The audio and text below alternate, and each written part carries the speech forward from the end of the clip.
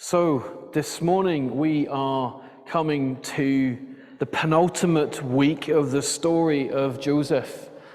And I don't know about you, but it might feel like it's been a very long story. We seem to have taken a very long time talking about a story that is thousands of years old. And you may be wondering to yourself, why on earth do we tell all these ancient stories? There are lots of other stories we could tell. Lots of other stories we could tell from this century or the last century, and there's lots of interesting people in history. Lots of interesting people who followed Jesus in history. We could look at some of them instead, maybe.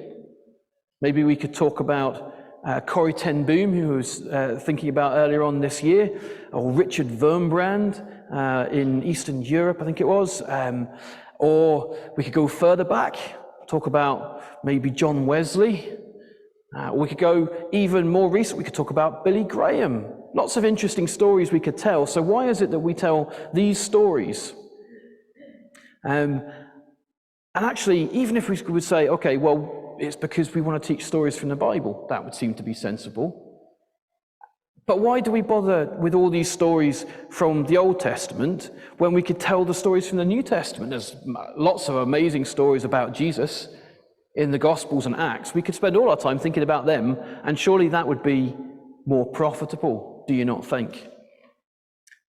Well, maybe. But I want to show you a video which I think helps explain why we tell these ancient stories. Let's watch it.